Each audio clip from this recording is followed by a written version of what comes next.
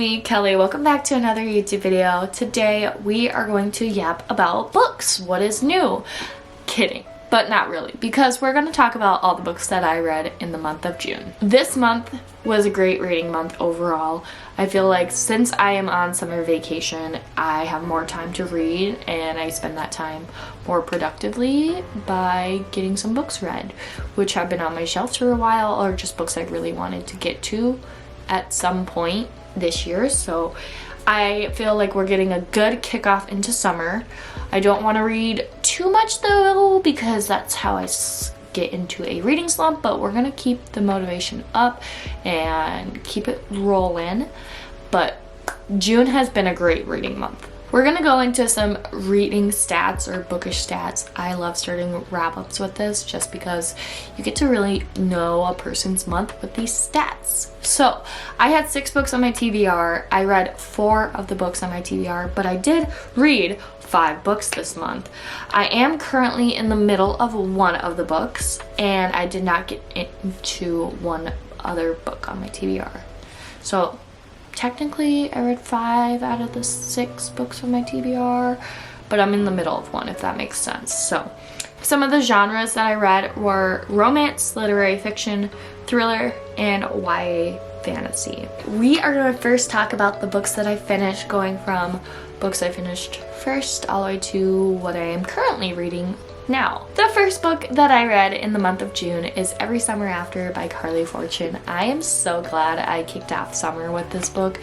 This book is so like swoony and romantic, but also a little bit of nostalgic. This has to do with Sam and Percy, or Persephone, and it's a dual timeline point of view. So it goes from the past to present, of like what happened in the past that leads to what's going on in the present. And basically this summarizes the story. 6 summers to fall in love, 1 moment to fall apart, a weekend to get it right. Now I absolutely like ate this up. I love that I kicked summer off with this book because it is so summery. I mean, Every Summer After, come on. It was very emotional, atmospheric, and just like the perfect vibe for June. And the cabin setting just like was perfect. It just like brought me back to like thinking of when I was up at my aunt's cabins during the summer, and there's no boys up there, but like just like envisioning that, like it was just the way Carly wrote, I could like envision myself there. Which to me, that means you're a good author or a good writer, because I feel like this could happen, right? So this book, absolutely loved. I'm so glad I started June with this book. I rated this a 4.5 stars. So definitely the highest rated of the month, and for good reason. The next book was Normal People by Sally Rooney. Now this book almost kind of put me in a slump, kind of itty bitty-ish, but it didn't. It definitely was not what I was expecting. This is a very like coming of age literary fiction book, and I don't know what I was expecting from this because I don't read summaries. I mean, I do read the back, but like sometimes like that doesn't match what you actually read. Her writing style is a little bit different, so I had to get used to it, because when people talked, there was no like quotations or dialogue, so it was a little different in that sense. That kind of, for me reading it, I was like, what? Just not for me. I know some people absolutely love this book. I know like Destiny Sidwell, YouTuber, booktuber, she read this in high school, didn't really like it, and then she read it again and then actually liked it. I don't know. For me, it was nothing special. I thought it was okay. Maybe I just didn't get the point. That sometimes happens too. I just don't get it. I do want to watch the show on Hulu because I heard it's pretty good. So maybe that would help me clear up what happened in this book. But for me, like, I get the appeal of why people like it. For me, didn't really gravitate towards it that much. And I really just picked it up because it was a bit shorter than the other books on my TBR. So I only rated this a 3-star, but I think it was a pretty okay book. Do I remember what really happened in it? No. But I remember it was okay, but it definitely almost put me in a slump.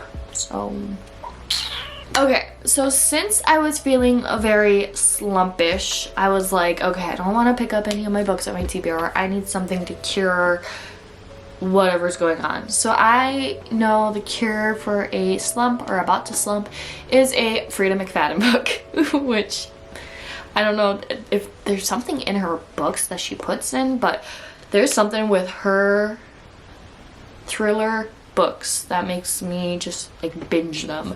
So I logged on to Kindle and I picked out The Perfect Son by Frida McFadden, and I just wanted something that I could binge basically, because normal people just kind of like sucked the life out of me. It felt like it took me forever to finish such a short book and I hated that. So I was like, let me pick up a thriller. Miss Frida did it. So I picked up The Perfect Son. It's a fast-paced thriller, of course. I feel like most of Frida's work is fast-paced thriller. I will say her books do keep me very interested and entertained, and it's very like I just need to keep turning the page and figuring out what's going on.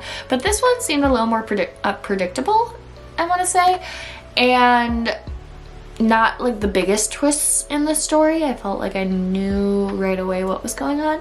I mean, you can't always have really big twists of like, oh my gosh, I did not see that coming, but this book definitely saw it coming, but I just needed something, so I rated that 3 stars. I needed something, just something quick, so I wouldn't slump this month. The next book that I read after The Perfect Son was Daughter of the Pirate King by Trisha Levenseller. This is the same author as The Shadow Between Us, which I read maybe like 2 or 3 years ago, 2 years ago, and I absolutely loved, just because it was a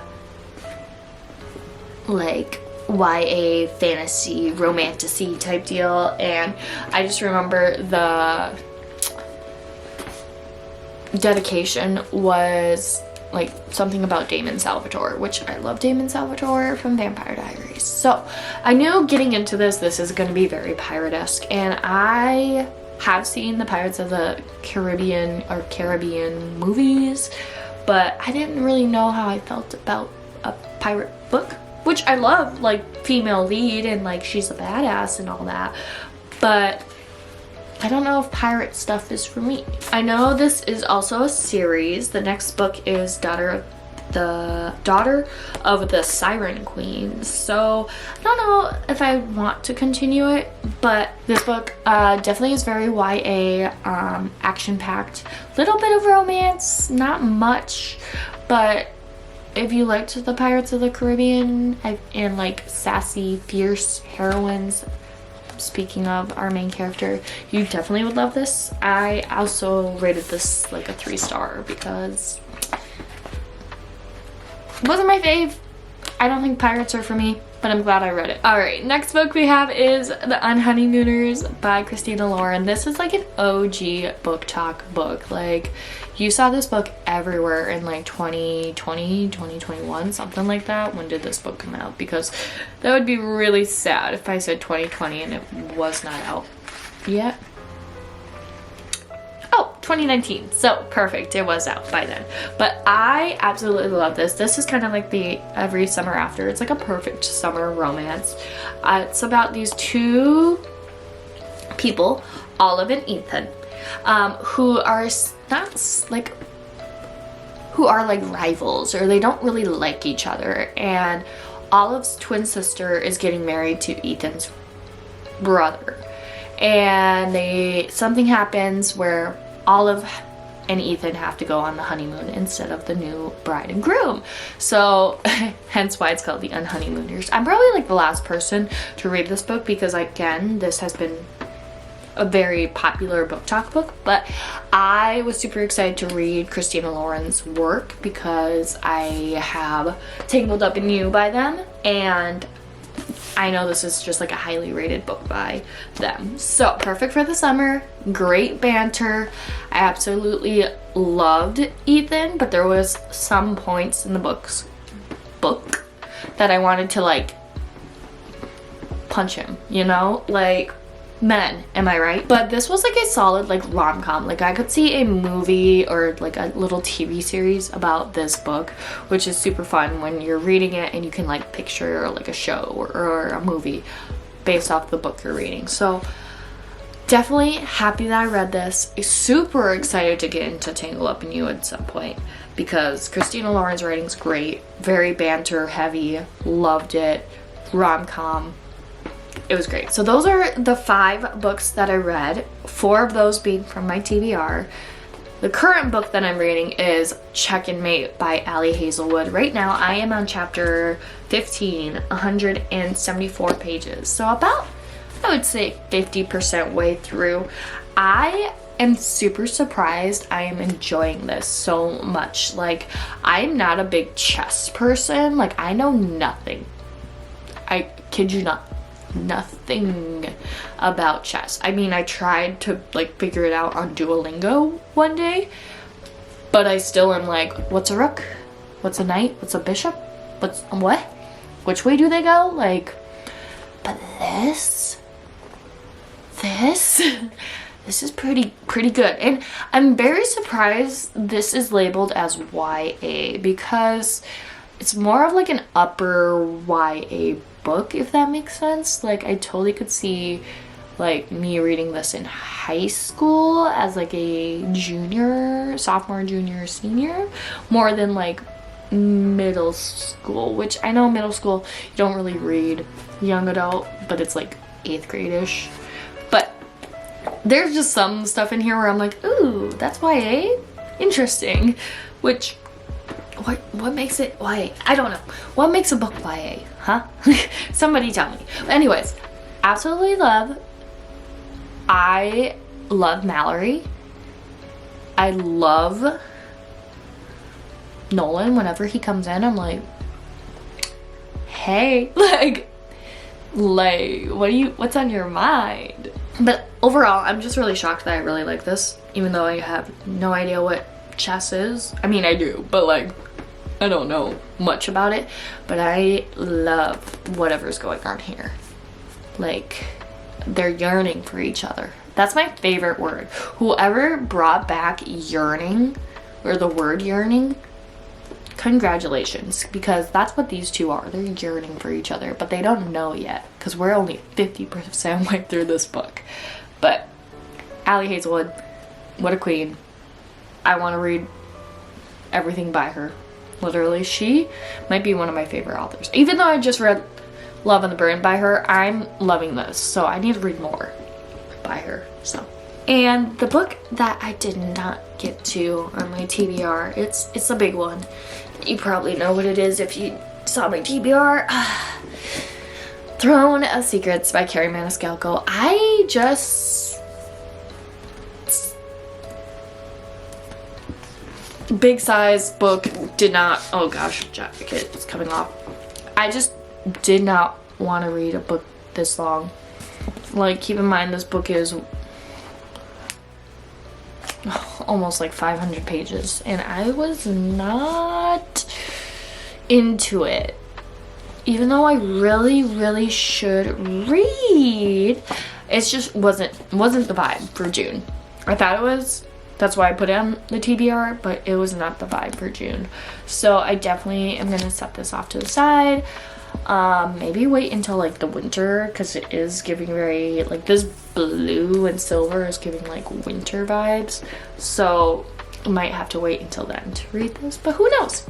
I could pick it up whenever, to be honest, but did not get to this. So here are the books that I read in the month of June. I'm counting Check and Mate because I am going to finish this before the month is over, because when this video is up, it's July 1st, so I will finish Check and Mate. So we have these books plus my one Kindle book that, of course, is an ebook, so I can't put it here, but it's here in our minds, okay? So 6 books this month. Let me know what you read in June, or what your favorite read was of June, or if you read any of these and your thoughts of these books. I hope you guys enjoyed today's video. If you did, make sure you give it a thumbs up and also make sure you subscribe. I post videos once a week, whether it's book related content, lifestyle videos, vlogs, kind of whatever I'm in the mood for. So if you like what you were seeing, you should go ahead and subscribe. That's about it. Thanks for watching. Bye!